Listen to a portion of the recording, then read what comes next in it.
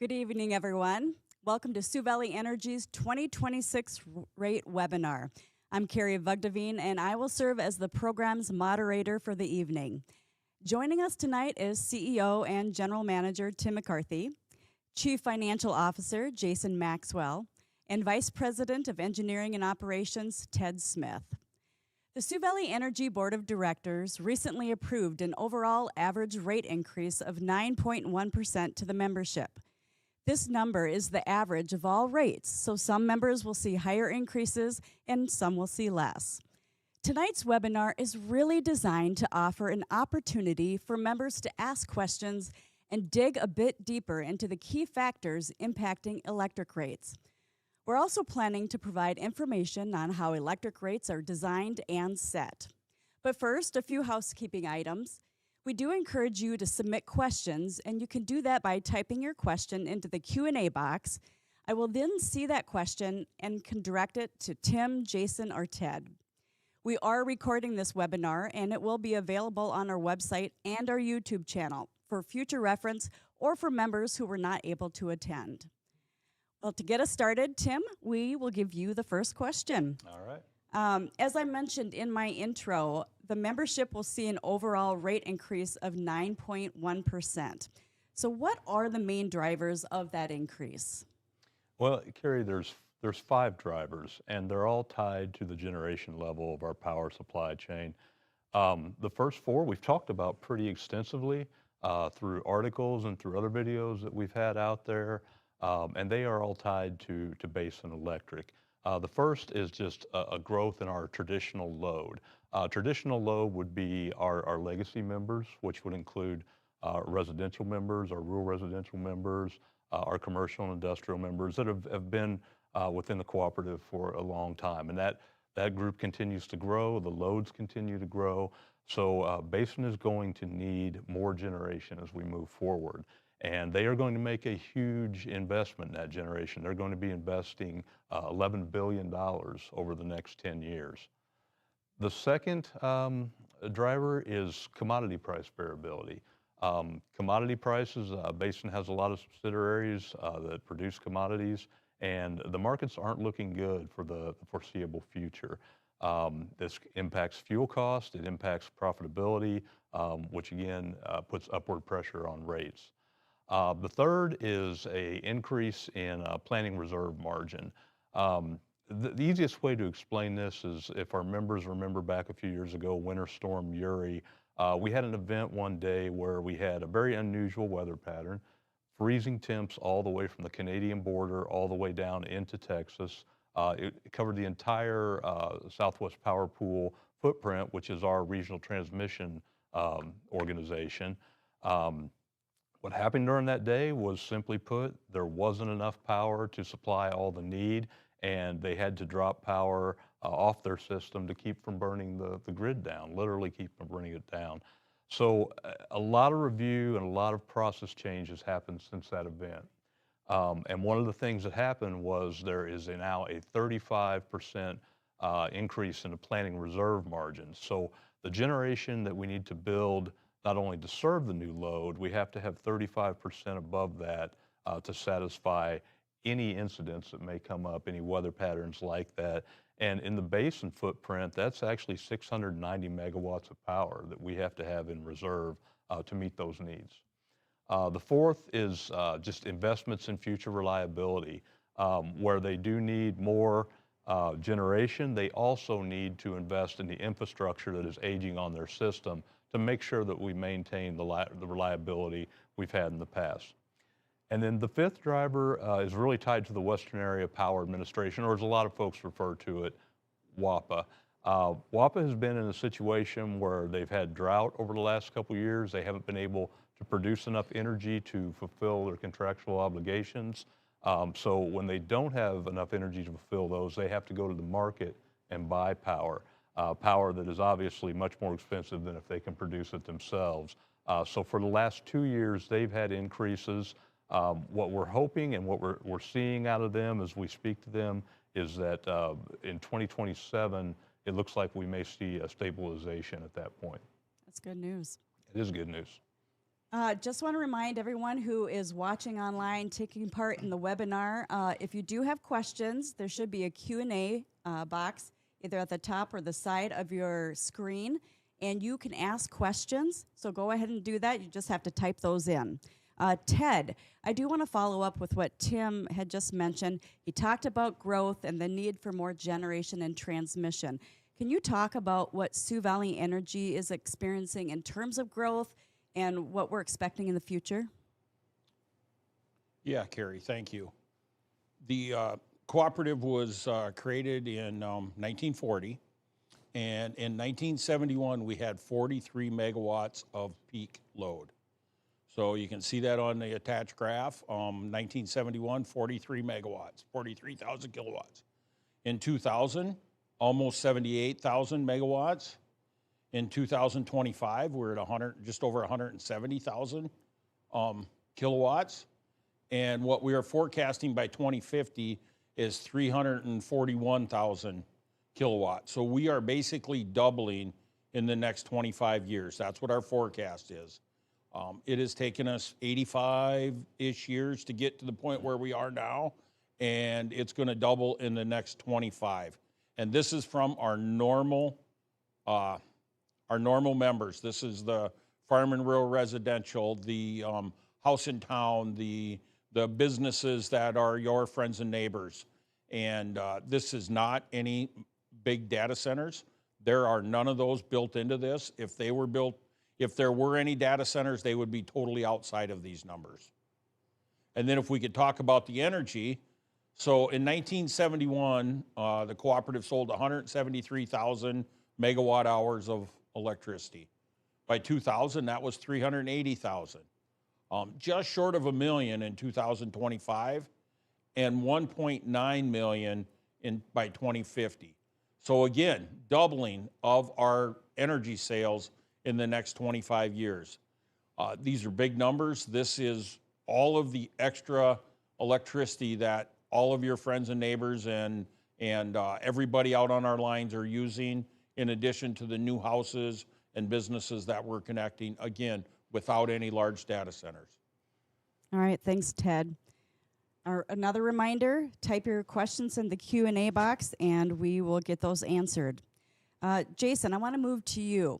What is the process of rate design? What goes into determining electric rates for the various segments of the membership, such as residential, rural residential, farm, commercial, and industrial? Sure. So as you can see from the slide, this is our rate design and rate setting process. The first thing we do is we develop the budget for the following year. We take all of the expenses, the power costs, the payroll, depreciation, interest, all those expenses, and we figure out what those are going to be, and that gives us our revenue requirement. So in other words, that's how much revenue we need to have in order for us to cover those expenses. So once we have developed the budget and we have come up with our revenue requirement, we will then compare it to the rates that we are currently charging, the revenue that we get from those rates, to see if it covers that revenue requirement. If it doesn't cover that revenue requirement, in other words, if it's not enough revenue, then we need to look at a rate adjustment. So the other thing we do is we take that revenue requirement and we move into the second phase of this process, and that's the cost of service study. So we take the revenue requirement and we allocate it to each one of our rates that we have. We figure out what revenue they're going to take in based on the present rates, and then we can figure out, are all of the rate classes supporting themselves, or is one of the rate classes subsidizing any of the other classes? So that way we know when we do a rate adjustment, we may need to shift some of the rates among those rate classes so we don't get even more subsidization. So once we have done the budget, the cost of service study. Then we take all that information to the rate committee, and the rate committee will review all that information, and they will come up with a recommendation and some options, based on the results of those other functions. So then once they've done that, and if it's a rate increase, they may give options on how to implement those rate increases, and then they'll take that to the strategic leadership team, where they'll sit down with the strategic leadership team and go through all the numbers, the options, and everything, and then they'll come to a consensus. The strategic leadership team will then make their recommendation to the board of directors at a board meeting, and then the board of directors will approve the rate schedule for the following year, and actually until it gets changed again. So. Okay.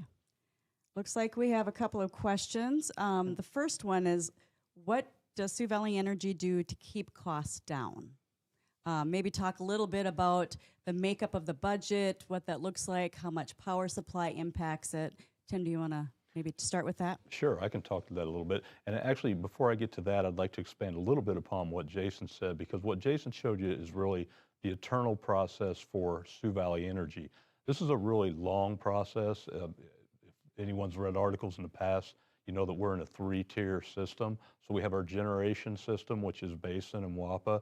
We have our transmission system, which is East River and L&O. And then we have Sioux Valley Energy, which is at the distribution level.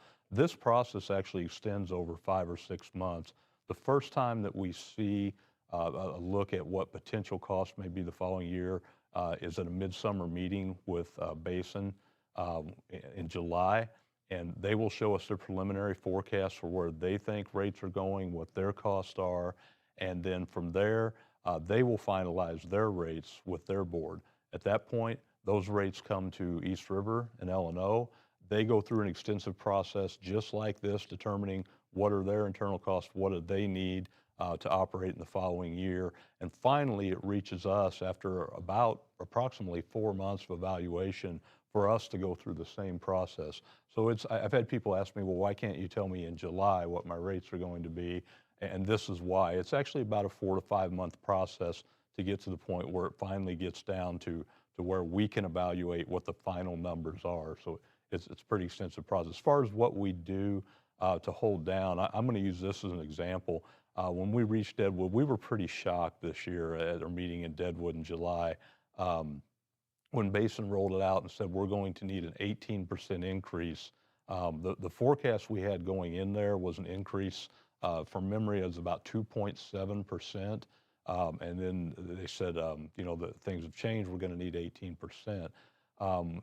We immediately started to advocate for our members at that meeting, trying to make them understand the impact that would have on our membership, and trying to make them understand we have members out there that simply can't afford an increase like that. Following the following week, we arranged immediately a conference call with the senior team at Basin and started talking through any alternatives that may be available, and eventually, to make a much longer story shorter, we were able to work with them and have them spread those costs out over a period of time, period of years. So we were able to mitigate that 18% in half this first year. So, and then we go to work internally. We say, okay, now we know where we're headed with this. So we start looking at things like what we can do for deferred revenue, what we can do with any retired capital we're going to get from our generation cooperatives and our transmission cooperatives. We start looking at our internal costs across the board to see what we can eliminate. And for the last 2 years, both years, and longer than that, actually, we have been eliminating some of our direct costs and lowering that each year. So we take a deep dive into our budget and really scrutinize that and say, okay, this isn't a wish list budget. We're going to take out everything we don't need, and we're going to focus on what our members need from us, and just go through the process. Okay, so we have quite a few questions that have come in, so I'll try to work through them and summarize them because some of them are a little bit longer. So first of all, when was the last rate increase? last year. Last year. Yep. And what was that? That was at 4.9%. 4.9% last year. And actually, that one came in, Jason, correct me if I'm wrong, I'm going from memory here, but that one came in at 6.7%. We were able to mitigate that down to 4.9%. Correct, yep. Okay. Because that was the other question. Was that rate increase passed along entirely, or was it mitigated? It was mitigated. Okay. Mitigated. All right. When the drought disappears, is the rate going to go down when WAPA can produce more energy? Generally, in my time here, I think this is the second time period we've had to go through a drought adder where they didn't have the water to produce the power for a period of time. Typically, what they did the first time, and I believe what they're heading towards this time, is once they stabilize and are able to produce again and can get back to their financial forecast, then they will remove that drought adder. Ted, do you remember another time they did it? Or? They did remove the drought adder the last time they had this, Yeah. 10 years ago, Yep. 8. Yep. Okay. And then we have our other questions here. Let me get through them just a minute. I have a slow computer. Sorry, guys. We'll get there. Okay. This question is about, sorry, I'm having a computer issue here. Okay. This question is about contractors. How do we utilize contractors, and how do we hold them accountable for the work that they do? I'll take that one. We have multiple contractors working for us. Any of the contractors that do construction work, building and rebuilding of our system, they bid on a per unit basis. So they bid for, say, each transformer that they set, they get paid a dollar amount for each transformer. Each of the either overhead or underground contracts has somewhere in the area of 800 to 900 different units, whether it's transformers or per foot of wire or per foot of trench they dig, whatever them may be. And then we do compare them to other contractors, and we bid to the lowest bidder is what we do with our contractors. We also have contractors that work on the day-to-day work, if you will, not necessarily the construction of the system. Underground locating, tree trimming are a couple of examples of that. The pole testing contractor, and they bid on a per unit basis also. The underground locators on per locate ticket they bid on, and we compare periodically prices that others are getting to see if we want to keep with ours or if we want to go with another one. We have had the same underground locating contractor for about 12 years now. We've had the same tree trimming contractor, same thing compared with other ones. And we've had the same one for about 6 or 7 years now. And so we do periodically check their prices against other ones, and they bid on a per unit basis. So we are not in the business of directly supervising them, but we keep track on a per unit of the work that they do. I do want to add to that, Carrie, one factor of accountability. Ted said that we accept the lowest bidder. Understand that everyone who bids must, going through the RUS process, they must be pre-qualified. So there's a whole list of criteria that they have to meet to even be able to bid. So they're held accountable through the RUS process. And then when we work with them, Ted said we don't directly supervise them, but we work very closely with them in the field. We're observing them every day. And obviously Ted and his group are going over those contracts continually. So. Okay.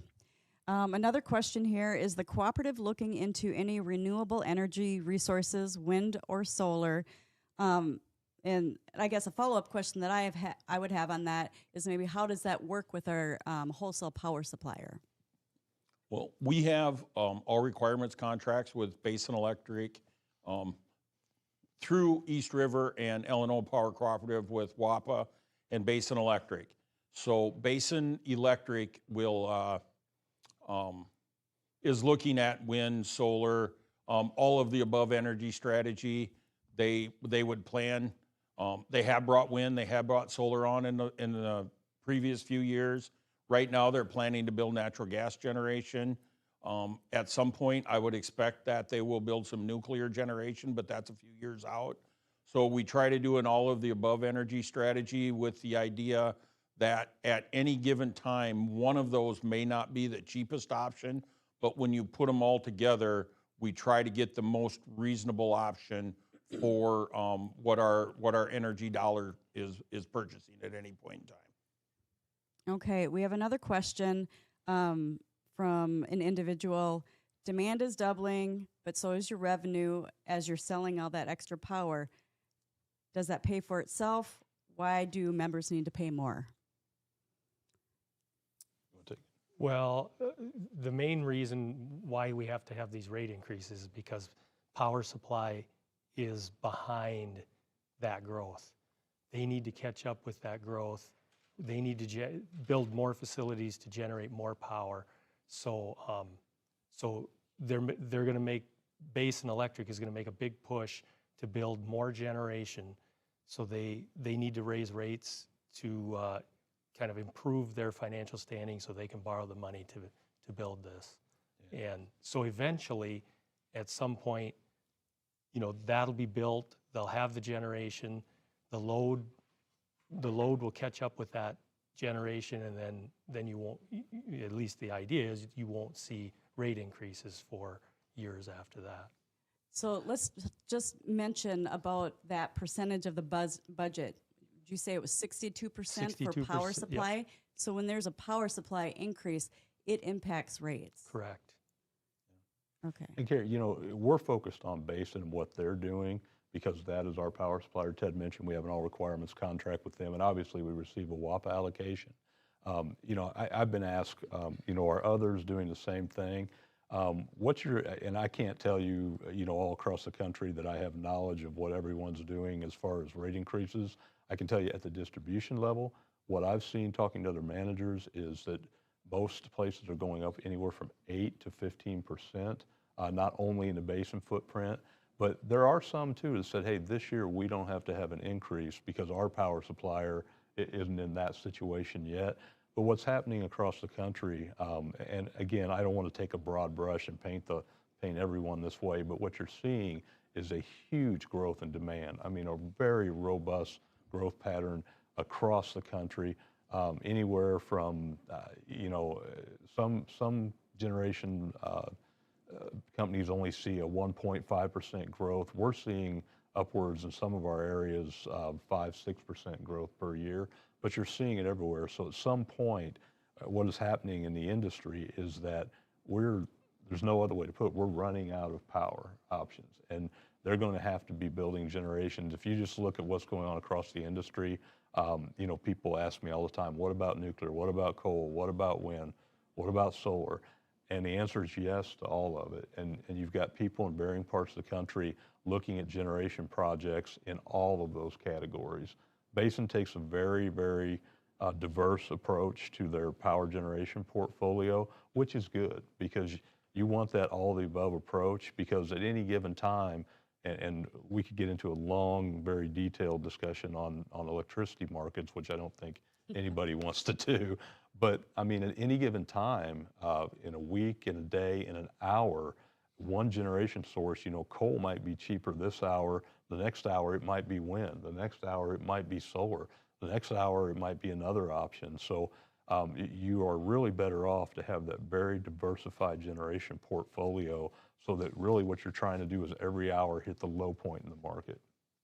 Okay. And one thing I would add to that is the question was about, our demand revenue is going up, our demand is doubling, and demand is what it takes to build the system to supply the electricity to you. So that's what the demand pays for: the generating plants, the transmission, the distribution. The energy charge is placed for the fuel in those plants. So, and operations and maintenance, among other things. That's a vast oversimplification. But demand is going up, and our demand is doubling, but that means there's a lot more generation needing to be built. So that's where the demand charge is coming from. And then the energy charge is following along with the increased energy sales, but that's because there's more plants running, there's more energy sales. Okay, so we have a question about the rate increases. As you mentioned, we need to build more generation, transmission. Why are we promoting electric vehicles if that's the case? Yeah, I've been asked about the promotion of electric vehicles, and I think there's been a misunderstanding of what we're trying to do with electric vehicles. Really, when they came out, and the market's kind of settling now, what we really wanted to do, we were kind of inundated there at first with questions about electric vehicles. Our members come to us and they want us to be the knowledge source on new technologies that. So what we really did was try to do a big education effort. And I think they got misconstrued as we were promoting electric vehicles. In fact, I was asked this at a district meeting once, and I said jokingly, I don't mean to be flippant, but I was like, hey, if you like electric vehicles, buy one. If you don't buy one. I don't care either way. But we want our members to understand the impact of electric vehicles and what it takes to own one, what it takes to charge them, how much they cost, so that they can make an educated choice about if that's what they want. Would I buy one personally? No, I don't want an electric vehicle. Now, if I lived in a city like Minneapolis, it would make sense. I would save a ton of money. But the type of driving I do in my job and my personal life, it doesn't make sense for me. So that's what we really tried to do with electric vehicles, was educate our members. Again, if you want to own one, own it. The other thing with electric vehicles is the electric vehicles work very well with our current demand peaks. We peak in the morning and the evening. So if they can charge their electric vehicle overnight when our loads are down, it allows us to more fully utilize our system and spread more energy over a longer period of hours. And it brings down the cost for everybody, as long as we don't end up filling in that overnight dip in the energy demand, which we're a long ways from that. All right, so one of the questions is about what programs Sioux Valley offers to lower member cost beyond the time of use program. But first, let's talk about what the time of use program is for those who don't know. Okay, time of use. I am on the time of use at my house. The time of use is a lower rate for electricity, energy, no demand at this point. It's a lower rate overnight and during the midday. From 7 to 10 a.m. it's higher priced, and from 4 to 9 p.m. I think are the times when it's higher priced. So it's about triple the price during the peak times, and then a third the price during the off-peak times. And so if you have something that you can do overnight that makes sense to move that electric to the middle of the night. I have in-floor heat in my shop, and I have an electric boiler. I have that run overnight and during the middle of the day. I have it on a programmable thermostat, so it doesn't run during the peak times. That is a perfect way to use the time of use rate. If you are willing to run your clothes dryer after 9 p.m. at night. Not everybody's willing to do that. We understand that. But if you're willing to, this might be a rate that might work for you. Or if you're willing to or able to do it during the middle of the day. So that's what the time of use rate can do, is if you have usage, you can shift to them outside of our peak times. And some of the questions we've gotten on that is, well, we're busy using electricity, in that 4 to 9 p.m. So why is that the peak time? Well, because everybody else is busy using it also at that time. So that's why that's at the higher price time for the cooperative, which makes it higher price time for the people using it. And then if you can shift to them off-peak times, you can save considerable amount of money with that. So let's then go on to some of the other programs that Sioux Valley offers. Maybe talk a little bit about load control or load management. Right. We have a load control system for water heaters. These are for the large, high-capacity water heaters. They have to be on load control. With the federal regulations require that any large capacity electric water heater be on load control, so we have to put it on load control to sell you one. We sell you one at a discounted rate, a very discounted rate, and then if we have a controller that we put on it that shuts it off when our system is peaking. Some other things we have is we have weatherization rebates. We have programs to help you with insulation. We have programs to help with new windows, those kinds of things. You know, we're not the experts in that, anybody up here. The best, if you have questions about any of the programs we have, you know, get on our website and look at what we have there, or call the 800 number that'll be shown later here, and talk to somebody that is an expert in that area, because I'm not the expert up here. Right. None of us are. And we do have a department that's dedicated to that. So Correct. our Energy Services Department, Beneficial Electrification Department, they're here to help. All you have to do is give us a call at 1-800-234-1960. They can walk you through any of the programs that we have, provide you with some kind of an idea of how much money you would save if you utilize them, and so on. We do have a lot of questions, so we'll try to get through as many as possible. But I know this is one that is on a lot of people's minds. We've gotten a lot of questions on it. You see a lot of information out in the media about it, and that's on hyperscale data centers, or AI. How does that impact what we're seeing now with rate increases? And then what is your projection on what will happen to our rates if we do start seeing these construction of data centers? So to start with, the current rate increase is not caused by any hyperscale large loads or data centers. We do not have any of those on our system. We do not have any that have signed at the bottom line, so to speak, to be on our system. If we do get any on our system, before we allow them to come on, they're going to have to pay their own way for both generation and transmission and any distribution that may be required. They're going to be treated differently than legacy members, than our normal rank and file members that have kind of brought us over the hill so far, if you will. They're going to have to go through a process and be approved, and there's going to be a significant amount of funds that they're going to have to pay up front.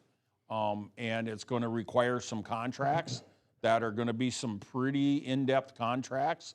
We do not have any of those at this point, and this does not have any effect on this rate increase at this point. Yeah, Ted, I would add, we worked very hard. Sioux Valley Energy, along with other distribution cooperatives, worked very hard with East River and with Basin. Really, the large load program that Ted talks about was put together over a couple years. And I called Basin CEO one day, and because I wanted to congratulate him once we got through it. I think they did a very good job of putting together that large load program, because what they've done really minimizes rate impacts, and it insulates existing members from paying the cost and taking on the risk, really, of those loads that come in. They are extremely large loads that are going to require their own generation. If that business were to go out of business, you'd have a stranded asset there, and we don't want that risk to be put on our legacy members. It really safeguards the financial strength of the co-op by removing that risk and placing it where the cost causation lies. It's really a great shared opportunity. The folks that run those centers want to bring them to this part of the country for a number of reasons, but it strengthens our economy. It provides jobs when they do, so it provides a return to our membership without having to take on the risk ourselves. And then it really it enables flexibility. The process itself, the large load program, really gives us a lot of flexibility to work with them, and primarily to make sure that those costs end up where they're being caused. So. And we did have a couple of questions, but I think we answered most of those with both of your comments. This is a question from an individual who works with electrical easements across South Dakota. They're seeing federal money from tax dollars being utilized for building infrastructure, transmission. How much federal money is Sioux Valley Energy getting? And would that offset the need to increase rates? Sioux Valley is not getting any free federal money. We are borrowing money from the Rural Utility Service, which is a quasi-arm, I guess you would say, of the federal government. So we borrow that at maybe a little cheaper interest rate than we could borrow it from commercial lenders, but we have to pay that back with interest. So we are not getting any free money for any of our infrastructure that we're doing. As far as I know, Basin is the generation they're building is not subsidized. You know, at some point, there have been subsidies in the past for wind and solar, and there might be more for certain things. But as I know, as of at this point, I don't know of any subsidy or federal free money that any of the cooperatives are getting right now for infrastructure build out. Yeah, I know there's we're not, Ted. I know there's a lot of programs out there that you can apply for. We've applied for some of those programs in the past. The granting of those, it's pretty narrow in scope most of the time, but there are people that manage to secure those. At this time, I can't even name one off the top of my head. I know I've seen articles where either an IOU or a muni or a co-op somewhere in the country got a grant to do something, but I don't know of any personally in this area. At least none I can think of. We did get a grant for half of our metering system back in 2008. Way back. Yeah. Way back. That system is reaching the end of its useful life right now, and we're in the process of changing that out on our own dime, if you will, not with any grant money. Some of the programs that Tim talked about that some are getting is to maybe modernize some of their connectivity, the communications path back and forth to their end-use devices out in the field back to the office. So they have better visibility into what's actually physically going on out in their system. But otherwise there is nobody that I know of within the Basin area that is getting grant money at this point. There is a program available under FEMA for grid hardening, so you can improve your system and kind of shelter it against storms, or at least reduce the impact from a storm. We've never received one of those. We did years and years back. What the FEMA hardening grants do is they penalize those who have been doing the right thing. They're people that have been doing the right things for many, many years. Sorry, I'm going into my little soapbox here a little bit. So we have applied for them, and they're like, well, you don't need this grant money because your system's in pretty nice shape. Yeah, because we've been doing the right thing. The ones that haven't been are the ones that have gotten some of the hardening money over the years, over us. And the other thing is they like to require overhead to underground. Yeah. So you take a lot of the overhead and put it underground, and for us, we've got a lot of miles of line. Yep. We're gonna have to get the big hook out for you. No, not necessarily. I'll shut up. I'll stay off my anti-government soapbox. Okay, so this Maybe. is a different topic. This is about capital credits. Will we be seeing capital credits in the future, or is that a thing of the past? Well, we currently are retiring capital credits. And what did we retire this year? $2.9 million. And how did our members see those dollars realized? We put it on their bill as a credit, and this year you probably got that a month earlier because we moved the process back, because at the end of the year it's just getting more and more difficult to do that process along with a lot of other processes we have at the end of the year. So Yeah. and we sorry. Go ahead. We have no intention of that not being available to our members in the near future. Yeah, at the end of the day, capital credit retirement is a board decision, and every year at the end of the year, we meet with our board, we go over the financials, we go over how the cooperative did this year, and then the board, from looking at those financials and going into the new year, makes a decision on what we're going to retire. But I will say this, our board is very supportive of the cooperative principles in general, and I mean, at the root of cooperatives, one of the things that sets us apart is the retirement of capital credits. paying that investment our members made into the system back to them. And I mean, I know I don't want to put words in my board's mouth, but I know they are very committed to that cooperative principle. So we had another question on data centers, following up onto some of the things that you had already mentioned. The financial impact, while it's not impacting Sioux Valley, how does it impact our energy supplier or Basin Electric? Can you maybe explain that relationship with those hyperscale large loads in Basin? And Basin is leading the impetus, if you will, for how Sioux Valley is dealing with data centers. This all starts at Basin Electric, so it is not affecting Basin Electric any more than it is affecting Sioux Valley. Basin, if there are data centers that are going to be built, they are, Basin is requiring some of the same deposits that they would be requiring if they were built on Sioux Valley's lines, whether they're built in North Dakota or Montana or, you know, Iowa or wherever else that Basin has service. So they're not affecting Basin any more than what they are affecting Sioux Valley. Well, Ted, when you talk about money up front, I would say that they are even paying more in because, Yes. Well, Ted mentioned earlier, we don't have any on our system.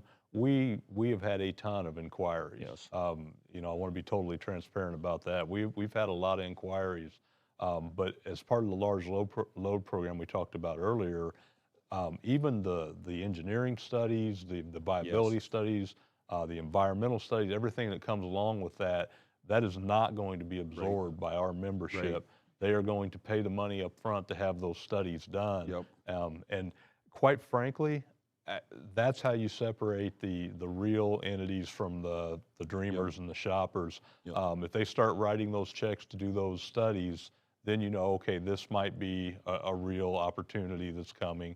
But that large load program, I can't emphasize enough, it's going to segment off those costs. I know that there's a ton of concern out there. I'm very sensitive to it, that our members think that, you know, these are going to be built and all of it's going to be put on their backs. And we're doing everything we can through that large load program to keep that totally separate. Yep. They get a very limited amount of free advice, if you will, and that ship sails pretty quickly, and they are asked for fairly significant funds up front to provide money to study the transmission system, study where generation should be built, all of those kinds of things. So they're asked for significant amount of money very early in the process, or it's kind of like, you know, thanks, but no thanks. Okay, so we have another question on data centers. There's a lot of interest in this. Is it true that existing data centers receive preferential service first? In other words, do they get their power first and everyone else is second? No. Everybody gets power at the same time. I guess I don't know how else to answer that. No, they do not. And it takes years and years to build a power plant. It does. So. Yeah, a new power plant, if they were going to break ground on it right now, you wouldn't get power out of it till 2030, 2031, somewhere in that area would be probably the earliest you would get power out of it if you were to break ground on it, you know, now, early in the spring. And I don't know if the question, I guess I'm sitting here thinking through the question, I don't know if it's referring to like in an outage situation or just generally out of what's available, the generation that's available across the system. But either way, some of your big companies, and I don't want to name them, point them out. I think people out there know who they are. But some of these big companies, I mean, they're going to bring, if they really want them, they're going to bring the dollars to build this generation that's out there. And so they will most likely, there's a million ways you can set up the contracts and agreements, but I mean, they will bring and pay for their own generation. So it's not a matter of deciding who gets what first, because they're going to be segmented off, and then the membership will have their own as they do today. I mean, that's a vast oversimplification of it, but absolutely. Yeah. This individual is asking about a potential data center in the Brandon area. There are a couple of them planned, one in Excel's, one that is talking to us, and one that's talking to Excel. Okay. Now, when Ted says planned, nobody signed anything. And they have not paid any money yet, so they're a long ways from Yeah. even being. Yeah. Inquiries. Yeah, is they're what you're saying. inquiries. They're Absolutely. inquiries There is we what go. they are. Good one. yeah. All right. We have another question about high capacity water heaters. What is that definition, Ted? 80 gallon, 85 gallon and larger, something like I that. think it's 85 and I larger. think it's 85 gallon and larger. We have 85s and 105s, I think is what we have for water heaters. And what is the purpose of having a high capacity water heater? So if you are under load control for a period of time, you don't run out of hot water until we turn it back on. Basically is really the story there. Okay. You have a bigger reservoir. All right. And these water heaters are very well insulated, and you lose very, very little heat to the atmosphere from them. So they keep the hot in. If you don't use hot water, they don't run hardly at all. All right. Looking to see if we have any more.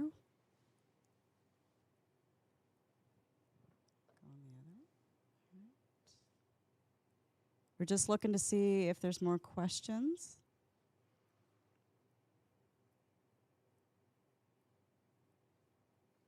So I'll maybe paraphrase this question, but they're talking about the doubling of usage when birth rate is at a lower level than what it has been in the past.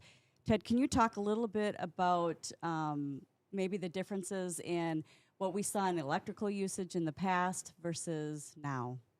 Yeah, you know, when this cooperative first built the lines in, they put a 60 amp meter socket on the light pole back in the day. They had a plug in there for a welder, maybe had a few lights in the house, some lights in the barn, maybe a milk pump, maybe pump some water. May or may not have had refrigeration in the house. But now the list, well, from when I was a kid, back in the 70s, to age myself a little bit, we had one TV in the house. You know, we were the remote. You know, Dad would tell us to get up, change the channel, and we would. And, you know, things have changed a lot. You know, you would be hard-pressed to find many homes that have just one TV in it. I live in my house by myself, and I have more than one TV in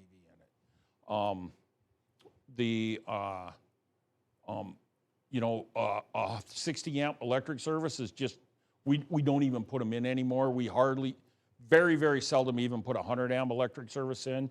200 is kind of the standard for a house. A lot of 400 amp electric service, which just means people are using a lot more electricity than they used to. You know, we never had a garage fridge when I was growing up. You know, you go to most houses, there's probably a garage refrigerator. You know, there's just a lot more going on electrically. Gaming consoles, the kids are playing video games. You got, you know, your internet and your Wi-Fi and all of the items that are connected to the Wi-Fi system. And, you know, it's just a lot of electric load that wasn't there back in the days when I was a kid, and even further back than that. Yeah, Ted, I mean, just to support your point, and I'm only a couple years older than you, but when I was growing up, we had one TV, we had a washer and dryer. The dryer was gas, but I remember my folks didn't have a electric coffee maker, and I remember when they got that, and I remember when we got a microwave. So I mean, really, you just had you could count the number of appliances that were plugged in on one hand, and generally they weren't all being used at the same time. Right. And I was just having this conversation a couple weeks ago, because I'll never forget this. When one of my children was a teenager and was home, I remember one day they went to one of their friends' house, and I was sitting there later that night, and I thought, I wonder if they shut the light off in their room. I remember going up to their bedroom. The light was on, the fan was on, the floor fan was on, the computer was on, the curling iron had been left on. She didn't have one that shut itself off. The TV was on. I mean, literally everything that could have been on in that room was on and had been for 8 hours until it dawned on me. So, I mean, you know, while that, you know, in this question they kind of compared it to the birth rate, if you look at on a per capita basis of what we use now, point being what we used then, it's just, I mean, if you could graph it, one graph would be here, the other one would be off the chart, you know. Yeah, when I was in grade school, we got central air. We were one of the first ones to get central air. And when I went back to school that fall and told the teacher I had central air, she called me a liar. I still remember that. I'm not bitter, but I still remember that. She called my mom and said that I was lying to her because I kept saying we had central air. But we did get central air. So there was not much of that around in the early 70s. You seem bitter. No. Maybe it's just that teacher. Yeah. So this is a completely different topic, but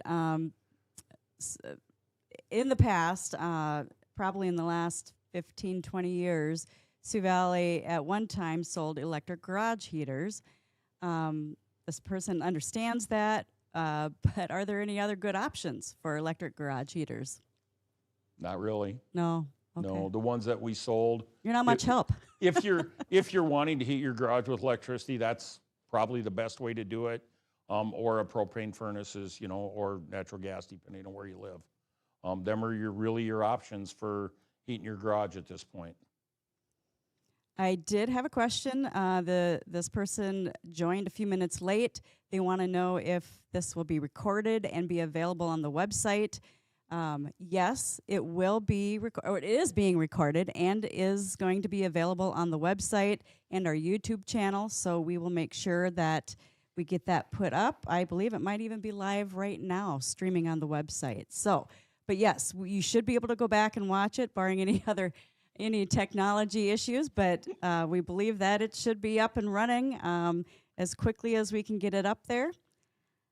Aaron, I wanted to address, because I've seen a couple questions pop up and kind of see out of my peripheral here, but they've asked about, well, some other companies they've named aren't having an increase, and they may not be having one now, and they're kind of asking why.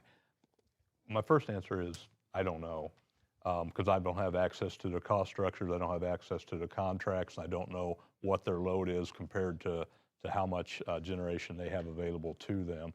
What I can say is what I said earlier, all across the country in almost every market, there's very few markets where the electricity demand is dropping.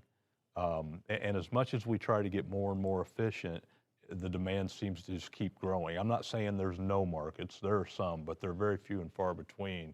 And so no matter where you are, well, your supplier may not be having an increase this year.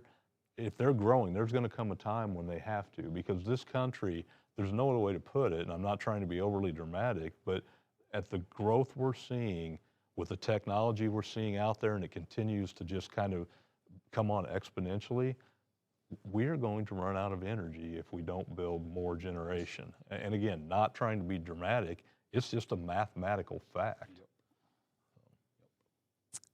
I am looking, and I'm not seeing any other questions in the Q&A box. I just want to make sure if there are any other questions, we can still stay online and answer them for a little bit longer. We're about at our 1 hour mark, which I know I appreciate you gentlemen joining us and going through all these questions. Are there any other questions online from our webinar viewers tonight? If there are, please just put them into the chat box. I'm not seeing any come through. Nope, there's no new questions. So at this time, I think, maybe we have one more. Okay, so this individual asked about home solar options. Ted, maybe you can talk a little. There's a whole process when it comes to installing solar on your home or your business. Can you talk a little bit about that? The main most important thing is safety. Safety for you, safety for our crews. We want to make sure that it's safe. And but we would definitely work with you to get it interconnected into the grid. You would be able to use the solar and then do on a net billing basis, which would be on a monthly or annual basis on the net bill compared to how many kilowatt hours you use, how much energy you use. versus how much the solar panel outputs in that same period of time. And I would recommend that if you, there's people that are a lot better at explaining this than I am. And if you have any questions about it, please call the member services department on the screen and ask and tell them that you would like to talk to somebody about connecting solar on your house, and they will get you in touch with the right people there, and they can help you out a lot better than I can. Yeah, if you call that number, we have a couple individuals that can help you size the load and, Yes. and your requirements and everything.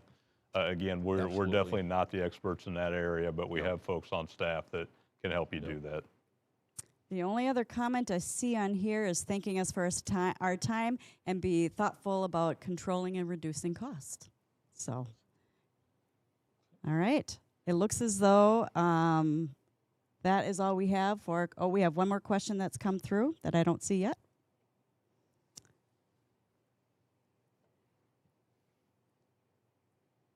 Okay, so we had a question on renewable energy sources, wind or solar, and I think maybe, Ted, you had already mentioned it, but maybe this person has not, wasn't on Right. when you answered, so maybe just give a brief overview. So yeah, we the cooperatives do have wind and solar in our energy portfolio. We do an all of the above energy strategy, and Basin has both wind and solar. Sioux Valley has our solar installations. There are some community solar ones in the area. Individuals that have wind and or solar that are connected onto our lines also, and so there is some on there. The percentage is with wind and solar total 20%, 25%. Roughly. With yeah. roughly with the cooperative energy portfolio. So, and then the hydro, we're about 20% there, and that is renewable also. All right, I am not seeing any other questions, so I think we're almost at the 8 o'clock mark. I want to thank everyone for joining us tonight. We really appreciate you taking part in this live rate webinar.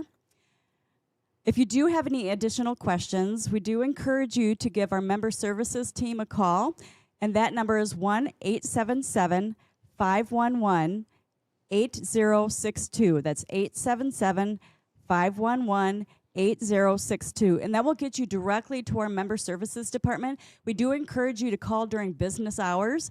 You can also go online at SiouxValleyEnergy.com to visit our dedicated rate adjustment webpage.